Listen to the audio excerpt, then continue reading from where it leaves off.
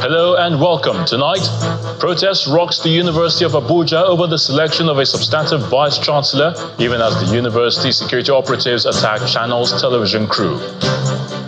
Court orders the remand of the former wife of the Oni of Ife, Naomi Shilekwala, and Oriyomi Hamzat at the Agodi Correctional Center over the stampede in Ibadan, which left at least 35 persons dead. We continue with our review of the year 2024. Tonight, we look at how the energy sector fared in the outgoing year. And protests break out in Syria over the burning of a Christmas tree, prompting calls for the new Islamist authorities to take steps to protect minorities.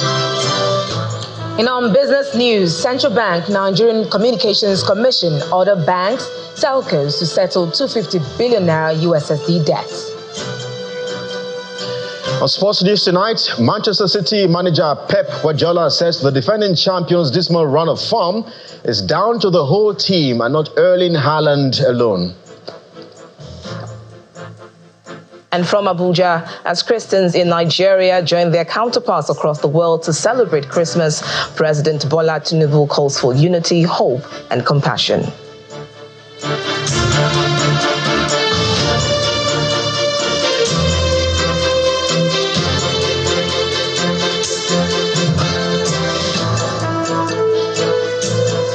We begin from the nation's capital, where protests today rocked the University of Abuja over the selection process for the institution's substantive vice-chancellor.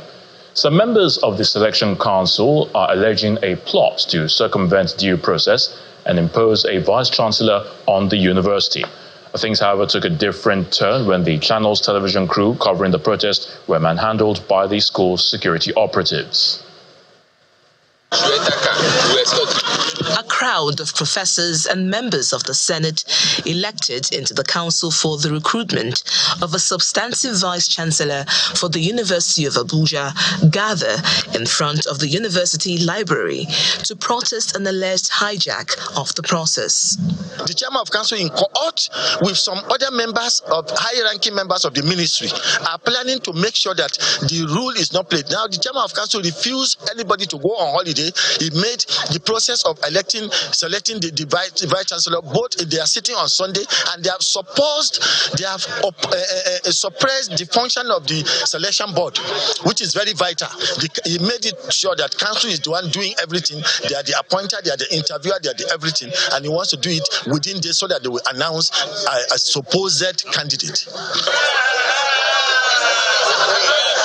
A total of 87 professors have applied for the vice-chancellorship position. However, these protesting members of the selection council say they were excluded from the process of shortlisting candidates. There is a map of activities for the announcement of the vice-chancellor to be done on the 30th of December this month, in 6 days' time. How would you announce vice-chancellor on the 30th when the board that's supposed to interview them was inaugurated on the 23rd, yesterday? Those people who made it so your short list, you say we will work with, you have not even informed them that they were considered. You have not invited anybody to interview. It means there will not be interview. So we said, please, I mentioned it there. I'm not to vote, but I told them I have a stake here. I have been a professor for 16 years. I cannot fool myself here. Members of the council also make a demand. Our immediate demand is to allow us carry out the responsibility, the tasks given to us, one, by University of Abuja laws, because he said selection board stipulated, outlined the functions of selection board. This school is going into serious chaos. We are using this opportunity to call the minister. They are using his name wrongly. The way he saved Oka, he should save University of Abuja at the center of I'm emotional, at the center of the governing. What they are doing is dirty, is unknown. The spokesperson of the university, Mr. Habib Yakub, was not available to speak on the issue, promising to get back to Channel's television. Give keep vandalizing it. I don't even have phone. My phone, I don't have my camera. You are vandalizing my car. No, this is my phone. Meanwhile, the channel's television crew were attacked at the university exit gate, where security operatives, supervised by the institution's chief security officer, one Mr. Ibrahim Burga. Thank you, vandalizing it. No. Vandalize it. Wait. Now, what's the problem? Aside from detaining the crew, their phones and equipment were seized and the channel's vehicle vandalized. The crew were later released after over an hour. Professor Aisha Maikudi was appointed as the acting vice-chancellor of the University of Abuja in June this year at the expiration of the tenure of Professor Abdul Rashid Naala. To the courts now, a chief magistrate court sitting in Yagonkun area of Ibadan, the Oyo state capital, today ordered the remand of the former wife of the Ooni of Ife, Naomi Shilekunla, and the chief executive officer of Agidigbo FM, Oriyomi Hamzat, and the principal of Islamic High School, Abdullahi Fasasi, at the Agodi Correctional Center. The remand order followed their arraignment in connection with last week's tragic stampede at last week's Christmas funfair, which claimed the lives of 35 children and left 6 others injured. The court, presided over by Chief Magistrate Olabisi Ogunkomi, issued the order after the suspects were brought to court amidst heavy security. According to the police prosecutor, the defendants are facing a 4-count charge as the offences contravene Section 324 of the Criminal Code, Cap 38, Volume 2, Laws of Oyo State 2000. The prosecution alleged that the trio played a role in the events leading to the stampede that turned the Christmas celebration into a tragedy.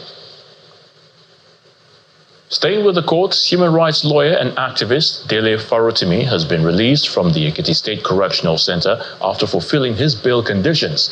Mr. Farotimi regained his freedom this morning following the ruling by a magistrate court in Ado-Ekiti last Friday, which granted him bail at 30 million naira with 2 sureties, one of whom must have landed property within the jurisdiction of the court. He was also required to submit his international passport to the court and refrain from granting media interviews while the case is ongoing. The police had accused Mr. Farotimi of criminally defaming senior advocate of Nigeria, Afe Babalola, in his book, Nigeria and Its Criminal Justice System, but Mr. Farotimi pleaded not guilty to all the charges. Meanwhile, the Legal Practitioners Disciplinary Committee, LPDC, has rejected a request by Chief Afe Babalola's law firm, Emmanuel Chambers, to revoke the law practicing license of lawyer and author, Mr. Farotimi, that's Mr. Dele Farotimi, over allegations of criminal defamation and professional misconduct. Now, Mr. Farotimi was brought before the LPDC based on a petition authored by Mr. Olafaro, a lawyer in Emmanuel Chambers. The petition alleged that Mr. Farotimi, in his book, Nigeria and Criminal Justice System, made defamatory statements against the Supreme Court and the legal profession. However, in its report, the LPDC determined that the alleged offences occurred in Mr. Farotimi's capacity as an author, not during his practice as a legal professional. The LPDC concluded that it lacked jurisdiction to address complaints about publications and then advised aggrieved parties to seek redress in regular courts.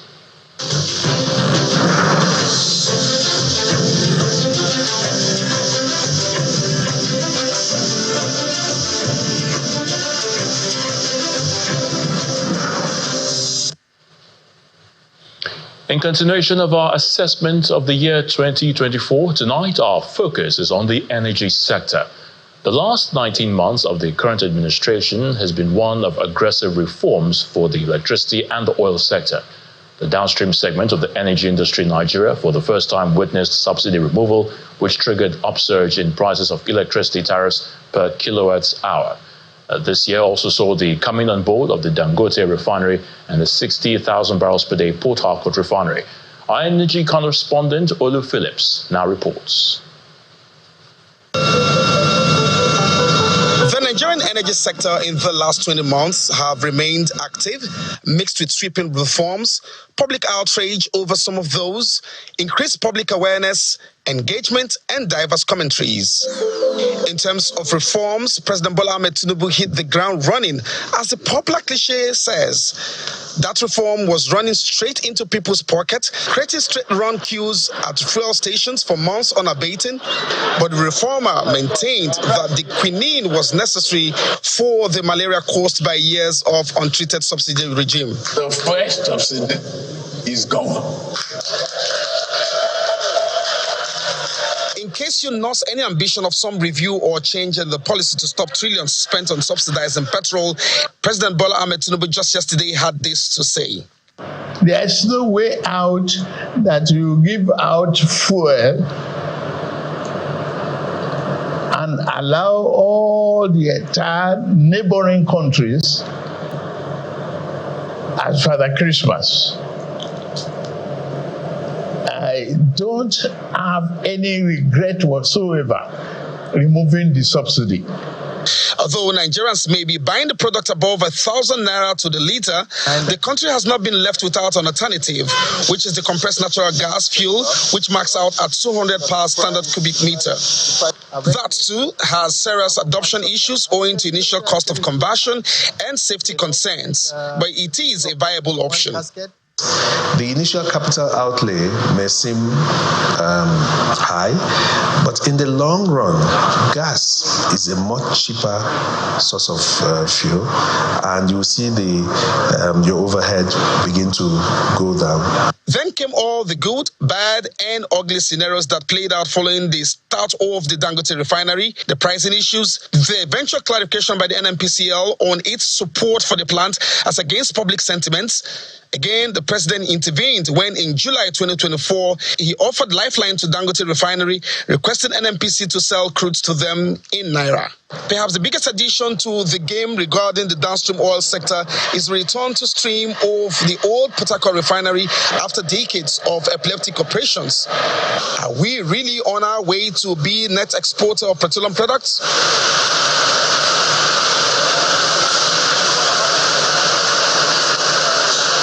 There's no other way of describing it than saying we have delivered what we say we are going to do, but more importantly, this country has shown that we're capable of doing many, many more great things in this country. A couple of other reforms greeted the oil and gas sector in a bid to revitalize it by removing obstacles to investments in Nigeria. President Bola Ahmed Tinubu on 6th of March 2024 signed an executive policy directive tagged the directives. 1. Oil and Gas Companies Tax Incentive Exemption and Remission Order 2024, Presidential Directive on Reduction of Petroleum Sector Contracting Costs and Timelines 2024, and the Local Content Compliance Requirements 2024. Some of the outcomes can be seen in the recent Nigeria's first deepwater oil project in over a decade. Shell took an FID on Bonga North in December 2024. In June 2024, NNPCL Total Energies joint venture announced a $550 million FID on Ubeta field development. From the upstream regulator, NUPRC, comes 3 major interventions. The marginal field bid round, the project 1 million barrels per day launched in October 2024, and the oil block commercial bid round held just days ago. This will be of significant benefit, let me put it, to the nation in multi-dimensional realms in terms of increasing, that is, growing our daily production, impacting positively on federation revenue, and of course, in terms of employment generation. Switching to another critical sector of the economy, electricity and power supply. In 2024 alone, the national electricity grid collapsed 12 times.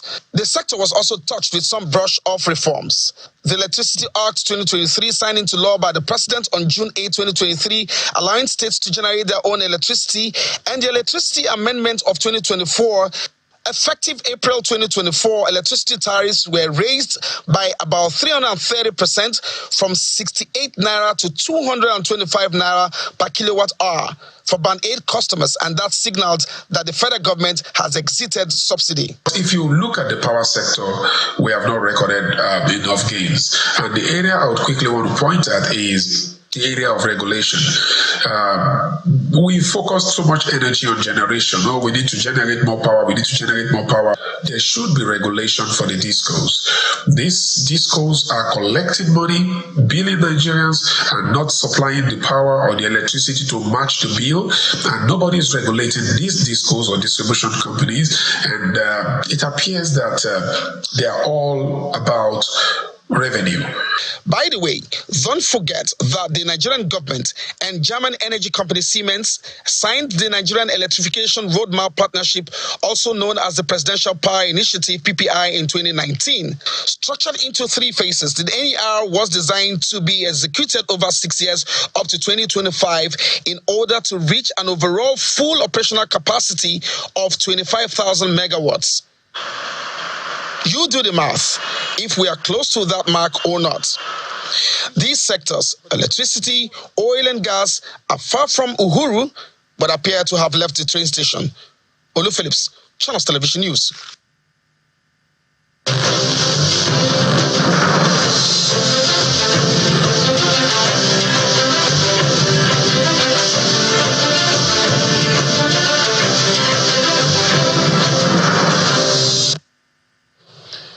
In part 2 after the break, as Christians in Nigeria join their counterparts across the world to celebrate Christmas, President Bola Tinubu calls for unity, hope and compassion. Please stay with us. If you've just joined us, you're watching the News at 10 on Channels Television, broadcasting live from Lagos. A reminder of our top stories. A protest rocks the University of Abuja over the selection of a substantive vice-chancellor, even as the university security operatives attack Channels Television crew. Court orders the remand of the former wife of the Ooni of Ife, Naomi Shilekwala, and Oriyomi Hamzat at the Agodi Correctional Center over the stampede in Ibadan, which left at least 35 persons dead. And protests break out in Syria over the burning of a Christmas tree, prompting calls for the new Islamist authorities to take steps to protect minorities.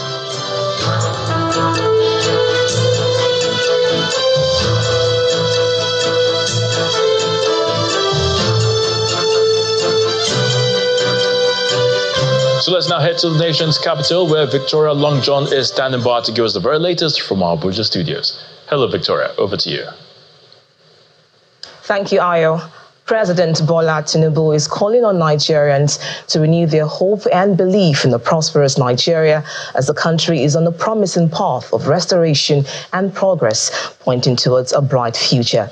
In his Christmas message to Christians across Nigeria and around the world, the president noted that Christmas embodies the fulfillment of divine prophecy and symbolizes the triumph of love, peace, and unity. According to him, quote, "It is a poignant reminder that light can emerge even in the darkest times, bringing solace and hope. This belief resonates with people of all faith. Indeed, God is with us," unquote. The president sympathized with the families enduring pain and loss, whether from floods, fire, or accidents, including the recent stampedes in Ibadan, Okija, and Abuja. In the spirit of the season, the president called for compassion for those facing difficulties, prayers and support for the military troops, and prayers for the country's leaders. And the festive season is here, and Nigerians are on the move, traveling across the country to reunite with loved ones, while efforts by authorities to ensure safety and the ease of traffic congestion are commendable. The rising cost of air and road travel highlights the need for more accessible and affordable transportation options for Nigerians. Our next report brings up more on the different travel experiences this holiday season. It's the Yuletide season, which is a busy time across Nigeria as residents prepare to celebrate the holidays with family and friends. The Murtala Mohammed Airport in Ikeja, Lagos is busy with travelers and their luggage trying to catch a flight to various destinations. The rise in cost of ticket fares is a major concern for many of them. It's not really nice because I can remember when we used to fly for 27,000 naira. So I paid over 260,000 naira just to go. For the struggling Nigerian youth and for average Nigerians, it's really a tough time this period. And if you want to go by road, you consider like the insecurity, the fuel increase, the hike in the transportation fare as well. So nothing is really even easing up the whole movement from Lagos to the east, especially for people going to the east and traveling back home too as well. But that's not all the troublesome passengers are faced with. This young man says he seems to not have a ticket even after making payment. We travel by air just this time. This is my first time traveling local airport for Nigeria.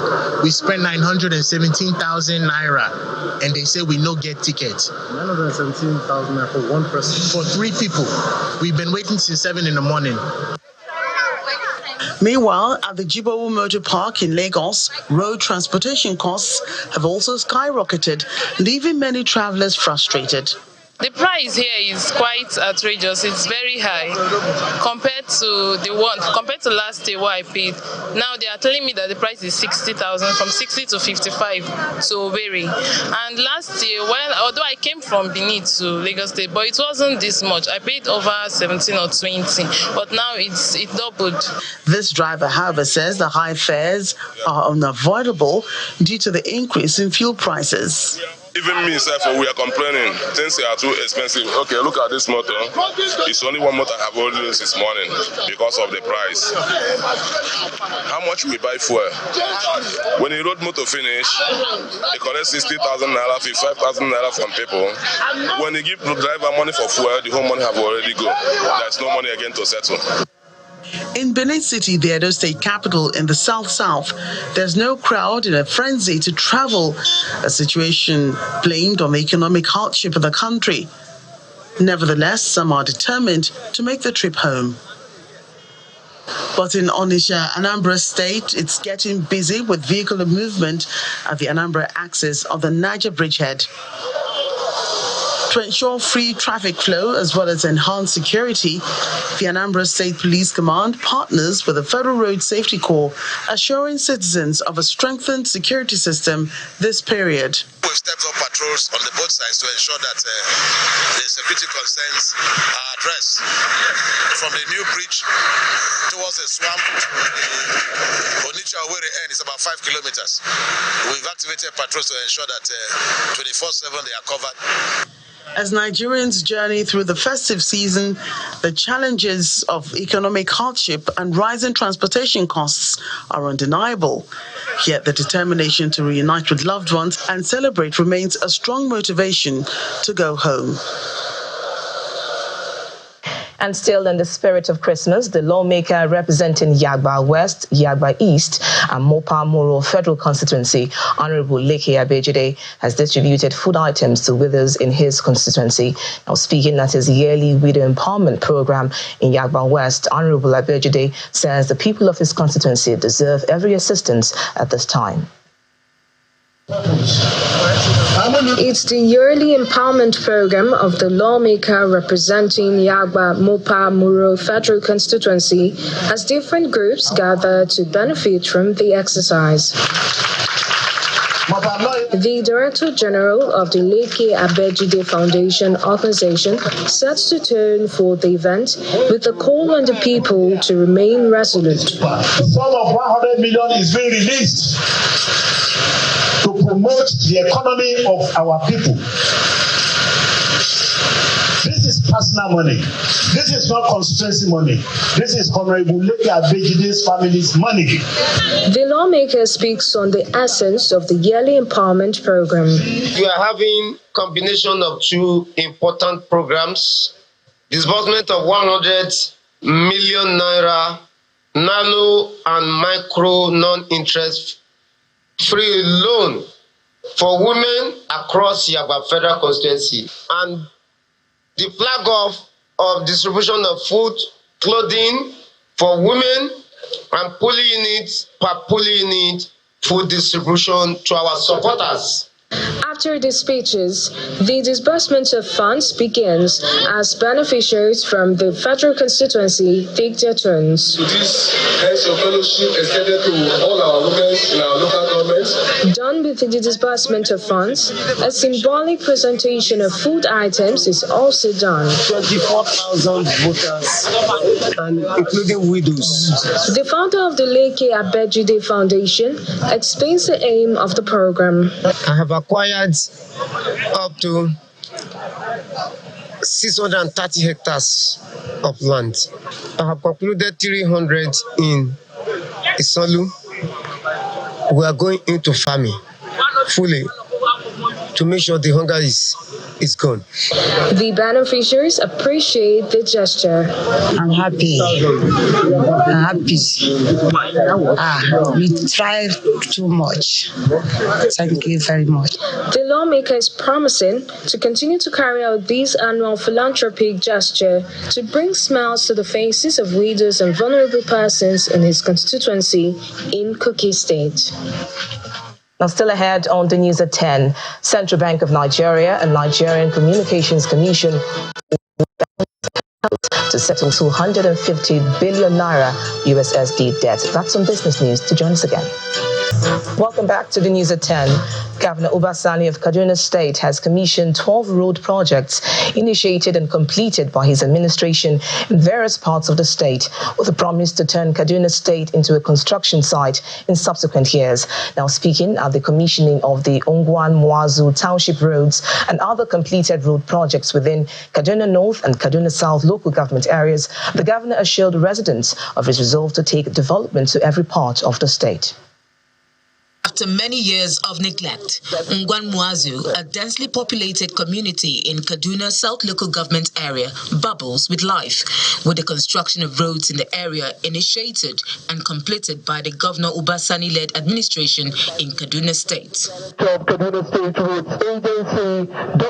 The roads are among the 12 asphaltic road projects executed within Kaduna metropolis, in addition to numerous others completed in the southern and northern parts of the state by the present administration. Your Excellency, sir, since assuming office last year, sir, you have been delivering purposeful, meaningful, progressive governance that are impacting lives. In fact, the people of Kaduna State are delighted over the manner you have been piloting the affairs of the state and are particularly grateful for your administration's commitment to the spreading of democratic dividends to the people. Every week is either you are performing groundbreaking ceremony or you are commissioning projects. In his remark, Governor Obasani says the award and completion of the roads, especially in the densely populated, vulnerable communities, is a testament of his commitment to promote inclusivity, whereby no part of Kaduna State will be left behind in the areas of infrastructure development and other social interventions. These projects have been strategically planned to enhance connectivity and accessibility for residents, farmers, and other road users in the state. Well, a number of these projects have already been successfully completed. The remaining ones are progressing steadily toward completion.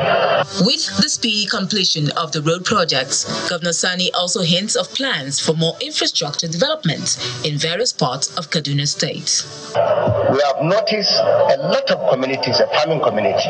That's why we're not only building a normal road, but asphaltic road, which is 21.9 kilometers, linking Zangon Katab and Kapancha local government and Jema local government. Then 21.8 kilometers asphaltic road from Pandegua to Kauru, linking Kubau local government and Kauru local government. Kubau local government is one of the local government that are leading along Lera local government in maize production, not only in Kaduna State, but in the whole of Nigeria. The completion of the 12 roads by the Obasani administration will not only ease traffic and link communities, but it's also expected to boost economic activities in Kaduna State. And that's it from the nation's capital. It's now back to Ayo for the rest of the news at 10. Thank you so much, Victoria. As part of its corporate social responsibility to its host communities, the management of West Africa Container Terminals, an affiliate of APM Terminals Nigeria, has equipped and donated solar power equipment to 2 health centers in its host communities of One and Ogu in Rivers State.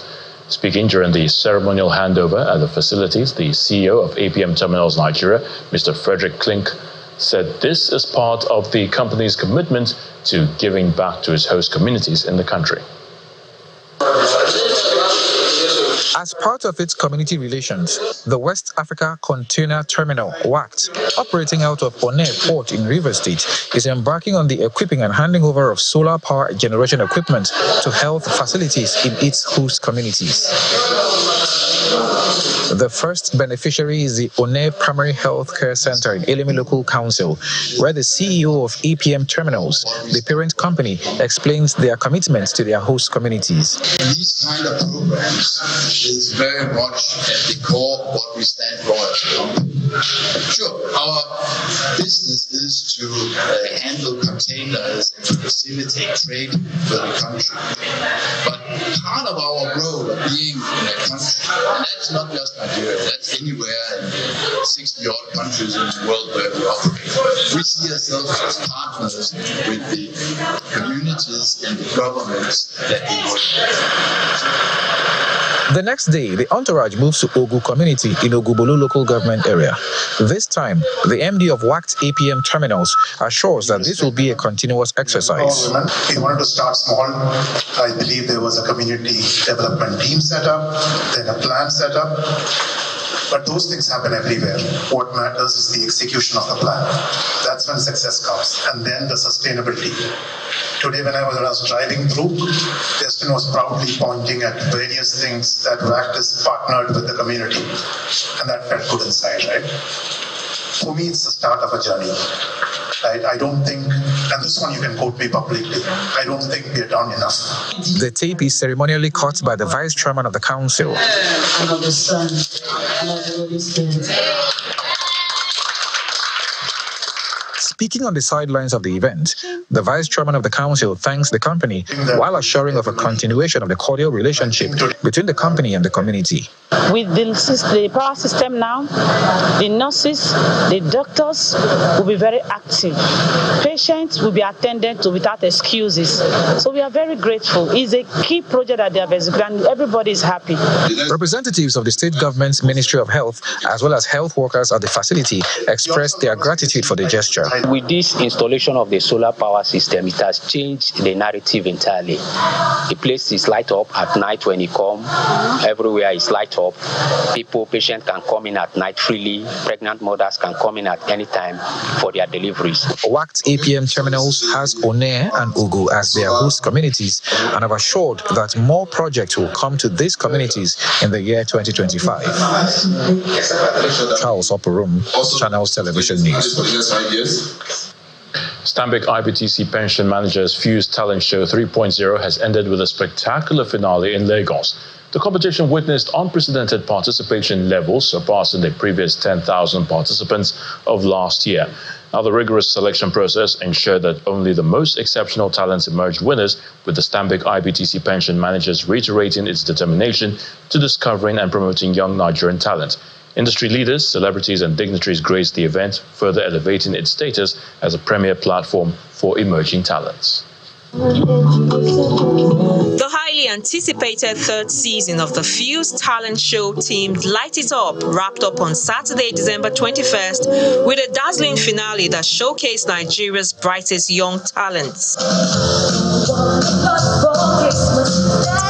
Organized by Stanbic IBTC Pension Managers, a subsidiary of Stanbic IBTC Holdings, the event lived up to its promise of being bigger and better with various exhibitions and with the prize pool upped from 32 million naira to a record-breaking prize pool of 50 million naira distributed among the winners. And put it in their business.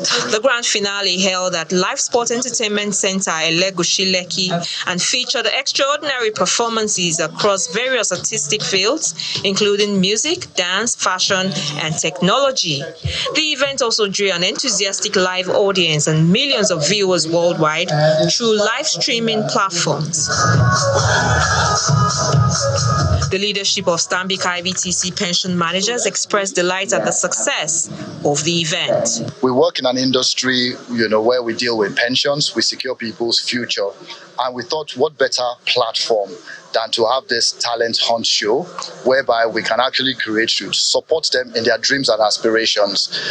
Music, tech, fashion, and dance. Those are the things that resonate with youths in Nigeria today. This is the third season of the Fuse Talent Hunt, and we are very grateful and excited that we've had some excellent testimonies of those who have participated, both winners and non-winners alike.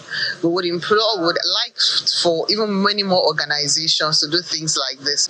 12 winners emerged in the 4 categories, clinching substantial financial rewards and gaining invaluable industry exposure and mentorship opportunities. I feel so excited. I feel grateful to God, grateful for my family and friends. Thank you so much for the privilege to be able to showcase my talent to the entire world. I'm really grateful for this opportunity because this is a once in a lifetime opportunity. I believe the money would be invested into my business, and I'll be able to finally launch my game that I've been working on for the past year plus. This is everything basically you get. This is one way for you to know that there are so many persons out there that believes in the potentials of young minds and young creative. Stanbic IBTC pension managers has reaffirmed its commitment to supporting young talents, even as it confirms that plans are already underway for the next edition of the Fuse Talent Show. The company encourages aspiring contestants to stay tuned for announcements regarding Fuse 4.0. Shola Shoyele, Channels Television News. Business News is up next with Will Ibom. Will?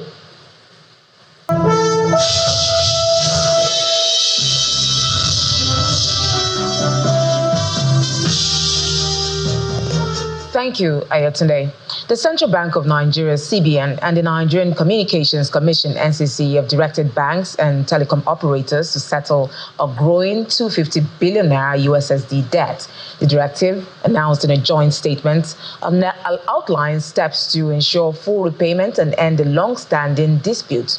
The debt, which stood at 32 billion naira in 2019, has surged despite a 2021 agreement to charge customers 6 naira 98 kobo per transaction. By October 2024, it hit 250 billion naira, with telecom operators urging immediate payment. Now, Enugu Governor Dr. Peter Mbaz signed into law the 971 billion naira budget for the 2025 fiscal year, commending the State House of Assembly for an expeditious consideration of the bill. Performing the function at the government house, the governor promised to implement the budget to the letter and described it as democracy in action.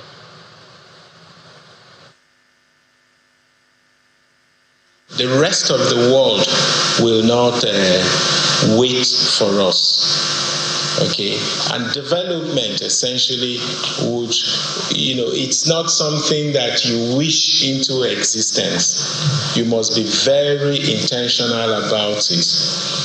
And so our growth strategy is one that adopts an exponential growth model. You can see that a lot of what we have proposed in the budget, which you have graciously passed and just a few minutes ago signed into law, is going to boost our effort towards that march to the destination of where we're going to have no person of this state, no child of this state that would go to bed hungry. And again, make Enugu State a major economic hub in the country. Now it's still the eve of Christmas, and the NGX closed out for the holidays with a bang. John McCoy has the details.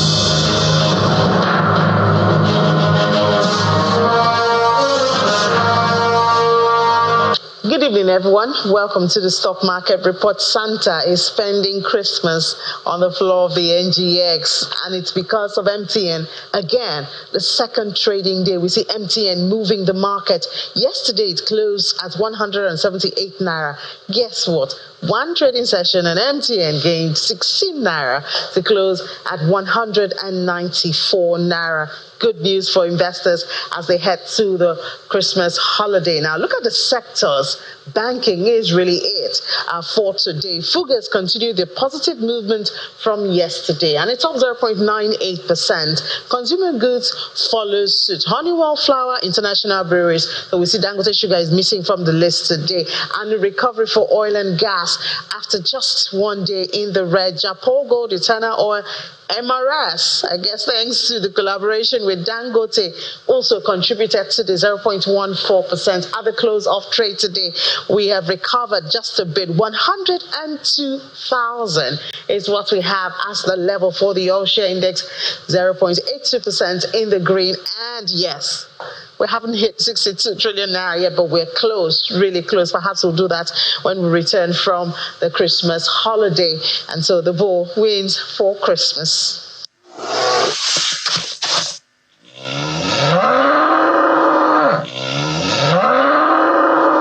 And that's a wrap on businesses. Back to Ayotunde for the rest of the news at 10. Thank you, Will.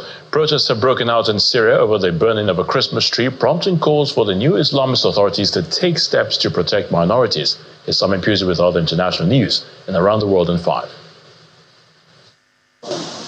Good evening and welcome to the channel's studios here in London with your international news around the world in 5.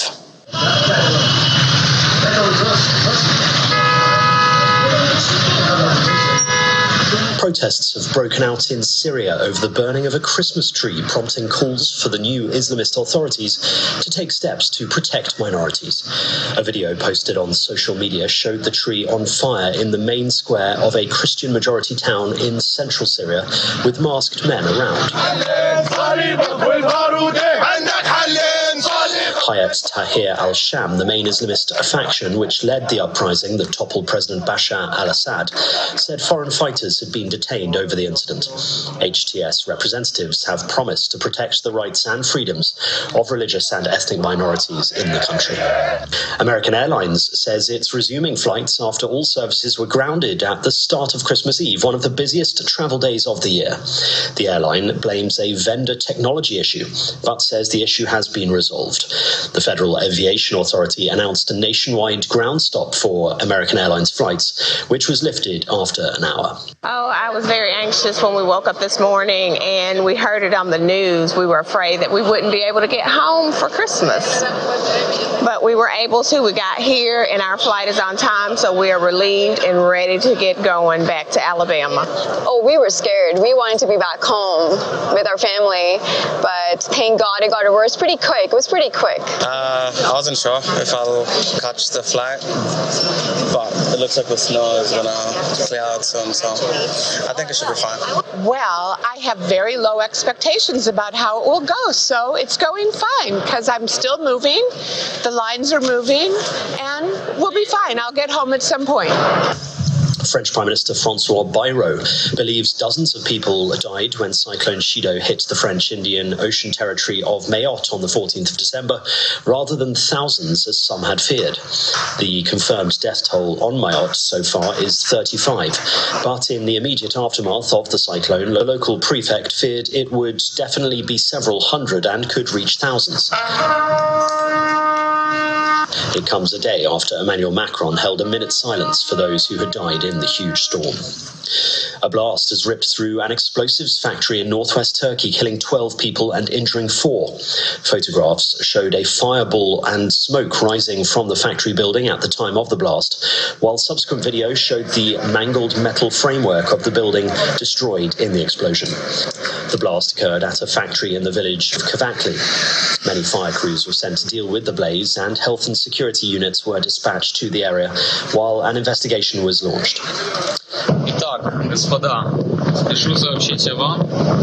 A Russian cargo ship, Ursa Major, has sunk in the Mediterranean between Spain and Algeria after an explosion in the engine room. The ship owners said it was on its way to Vladivostok in Russia's far east, carrying 2 cranes for the port weighing 380 tons apiece. It said 14 crew members had been rescued and taken to the Spanish port of Cartagena, but that 2 others were missing.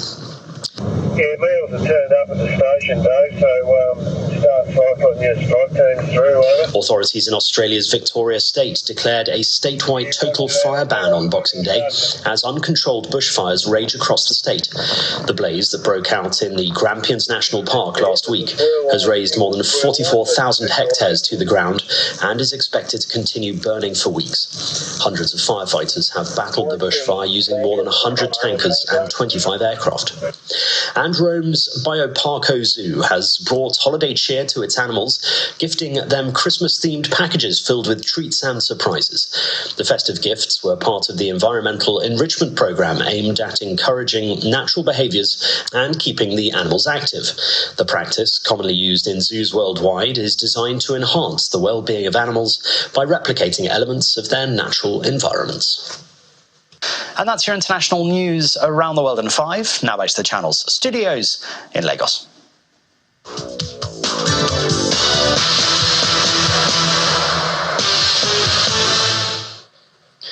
Thanks, Simon, and welcome to Sports News. Pep Guardiola is insisting that Erling Haaland alone is not responsible for Manchester City's dramatic collapse in form this season, but rather the whole team. The Premier League champions on an unprecedented run of 4 successive English trophies, who saw their campaign go from bad to worse with a 2-1 loss at Aston Villa on Saturday, host Everton in the traditional Boxing Day fixture. On the flip side of Manchester, Ruben Amorim says Marcus Rashford still wants to play for the club, despite speculations that the striker wants to leave Old Trafford ahead of his side's Boxing Day trip to play Wolverhampton Wanderers. The Portuguese admits he knows that he's doing what he's doing as a Manchester United manager looks to revive the fallen English giants amid a row over the future of Marcus Rashford. Away from football, WTA world number 1 Aryna Sabalenka has arrived in Brisbane earlier today ahead of the start of the 2025 season. The Belarusian begins her campaign at the Brisbane International, a tournament she won in 2023 en route to winning her first Grand Slam trophy at the Australian Open. Sabalenka went on to defend her Australian Open crown last year. And Team USA's Coco Gauff and Taylor Fritz have arrived in Perth ahead of the United Cup, a mixed team tournament that heralds the start of the new season and provides some preparations for next month's Australian Open. Gauff and Fritz teamed up for the US at the Paris Olympic Games, where they lost in the quarterfinals to eventual bronze medalists Gabriela Dabrowski and Felix Auger-Aliassime of Canada. The Americans can exact some revenge of their Canadian rivals when they begin their campaign against Leila Fernandez and Felix in Group A on Sunday, December 29. And that's your Sport News tonight. I'm Kelly. Egi guys, back to you today.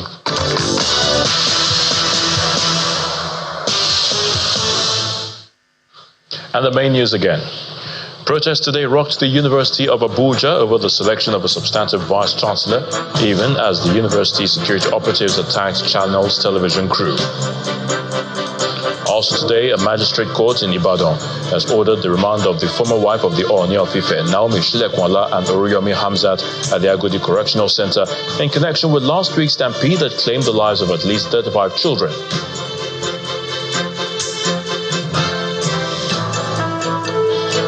And that's the news at 10 tonight. Many thanks for watching. I'm Ayo Tunde. From all of us here, have a good night.